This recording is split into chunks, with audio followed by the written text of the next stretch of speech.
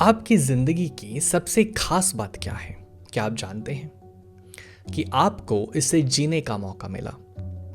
तभी किसी ने जिंदगी की अहमियत को बयां करते हुए क्या खूब लिखा है, जिंदगी जियो तो ऐसे जियो कि आपके जीने की अदा औरों को जीना सिखा दे। लेकिन अफसोस की बात यह है कि कई बार सच बहुत अलग और कड़वा साबित होने लगता है जब इंसान की जिंदगी सियासी खेल या फिर शराब जैसी भयंकर लत के बीच फंस जाए। जी हाँ, शराब। और आज इसी का एक बहुत बड़ा एग्जाम्पल बनकर सामने आ रहा है बिहार। बिहार जो इस वक्त दर्द भरी चीखों से गूंज रहा है, जहां कई लोग अपनों को खो चुके हैं और जिसके पीछे सिर्फ और सिर्फ एक वजह है, जहरीली शराब। लेकिन हैरानी की बात तो तब होती है जब सरकार की तरफ से एक अजीबोगरीब बयान आता है, जो पिएगा वो मरेगा।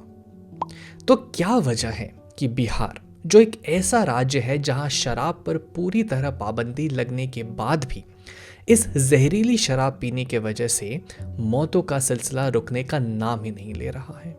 क्या वजह है कि इतना सब कुछ हो जाने के बाद भी सरकार बेफिक्री से आंख मूंद कर बड़ी आसानी से कह देती है कि जो पिएगा वो मरेगा?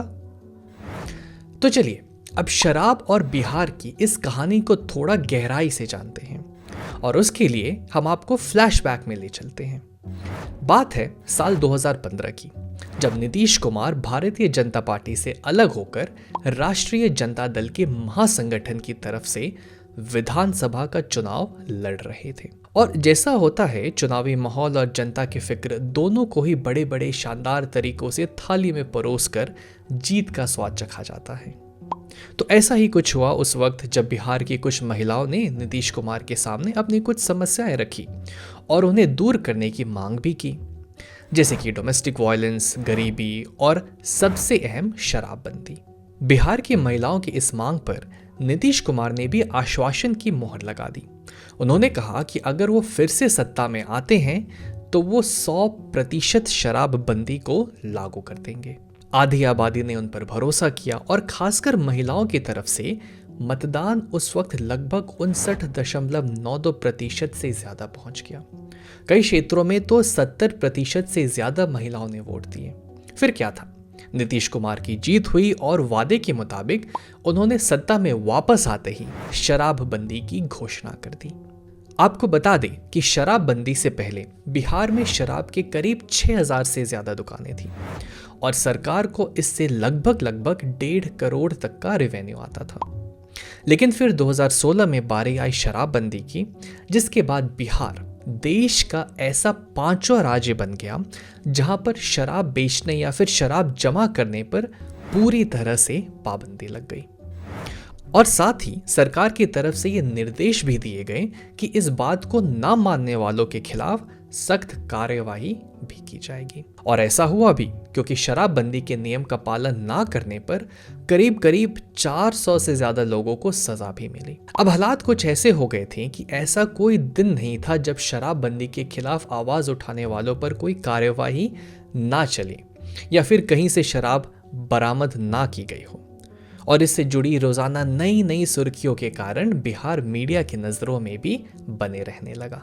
तो ये तो हुई नीतीश सरकार के सत्ता में आने के बाद की बात, या फिर कहे सरकार के फ्रेम से दिखाई जाने वाली पिक्चर।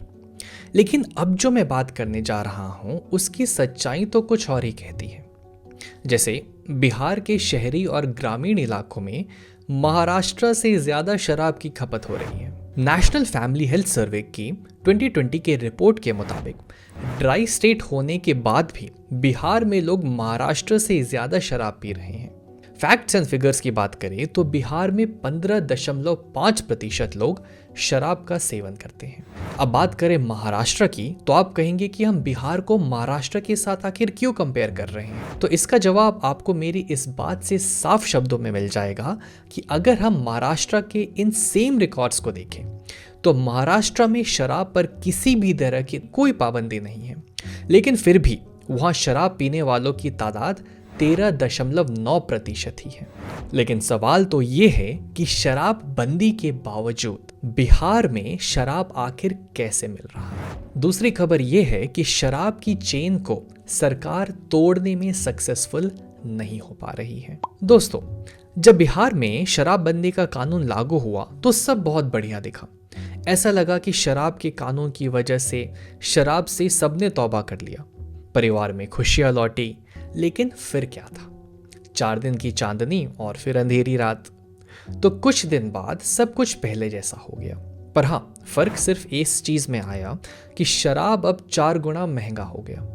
बिहार में, पश्चिम बंगाल में, नेपाल, झारखंड जैसे राज्यों से शराब की तस्करी करके लाई जाने लगी। बिहार में शराबबंदी के बाद से कई लीटर से ज्यादा अवैध देसी और विदेशी शराब जब्त की जा चुकी है। पटना, पूर्वी चंपारण, रोहतास और सारण जैसे इलाके ऐसे हैं जहां से सबसे ज्यादा शराब की बरामदी के रिकॉर्ड्स मिले हैं। जाहिर सी बात है कि इतना बड़ा खेल अकेले नहीं बल्कि पूरी चेन के साथ ही खेला जा रहा है। तो अगर देखा जाए तो भारी मात्रा में शराब के मिलने से तो यही साबित होता है कि सरकार ने कानून तो लागू कर दिया पर उसे इम्प्लीमेंट करने में सक्सेसफुल नहीं हो पाई। और इतने समय बाद भी सरकार इस चेन को तोड़ नहीं पा रही है। सच यही है कि आज तक किसी भी बड़ी मछली को नहीं पकड़ा जा सका है। पकड़े गए हैं तो सिर्फ शराब पीने वाले लोग, इसे लाने के लिए कैरियर के तौर पर काम करने वाले लोग। या फिर बीते कुछ समय की बात करें तो सामने आई हैं देशी शराब पीने वाले लोगों की मौत की खबरें। अभी एक स्टेटमेंट आया था, चूहे पी गए शराब।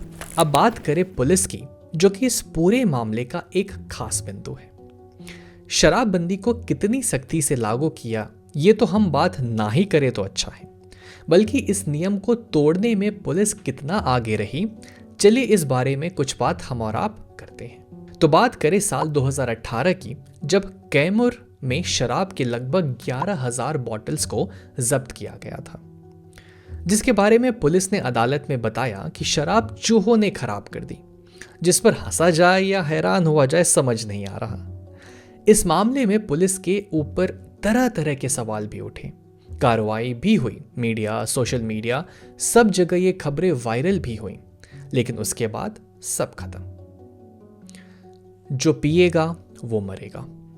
तो अब बात करें 12 दिसंबर 2012 की, यानी कुछ दिनों पहले की, जब जहरीली शराब पीने से बिहार में कई लोगों की मौत हो गई। इस बात पर खूब हंगामा हुआ, यहां तक कि सदन में नीतीश कुमार से इस्तीफा भी मांगा गया, जिस पर उन्होंने एक अजीबोगरीब स्टेटमेंट दे दी कि जो पिएगा वो मरेगा, जिस पर से उन्हें हर जगह से काफी नेगेटिव रिएक्शंस मिले। तो चलिए अभी रियल फ्रेम की बात करें और ये जानने की कोशिश करें कि नीतीश सरकार आने के बाद शराबबंदी का सच सामने क्या आया है। पहला, 2016 में जब शराब पर पाबंदी लगी, तब से लगातार जहरीली शराब पीने से मौत हो रही है, जिसमें 2021 में सबसे ज्यादा मौत हुई, यानी कि 202 लोग जहरीली शराब पीने से मर चुके हैं।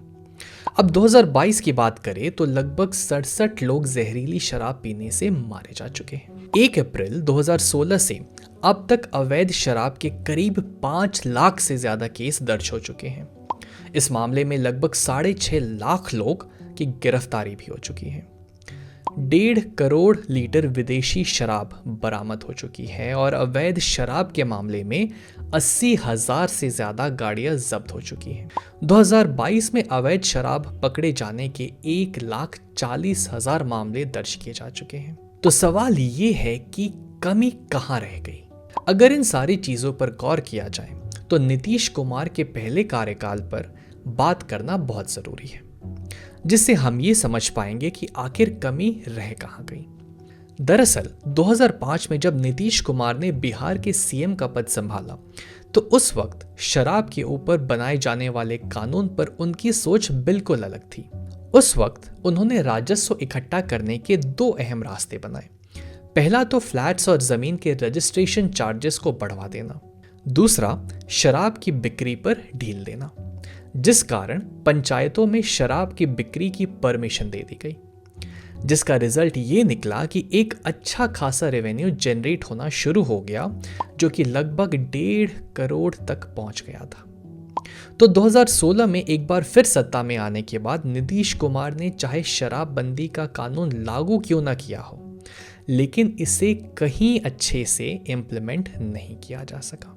अब तक इस नियम में 3-4 बार बदलाव किए जा चुके हैं और जहरीली शराब से होने वाली मौतों का सिलसिला रुकने का नाम ही नहीं ले रहा है। तो अगर मुद्दे की बात की जाए तो शराबबंदी के नाकाम होने की सबसे बड़ी रीजन ये है कि इस कानून के लागू होने से लेकर आज तक बिहार सरकार इसकी चेन तोड़ नहीं पाई है।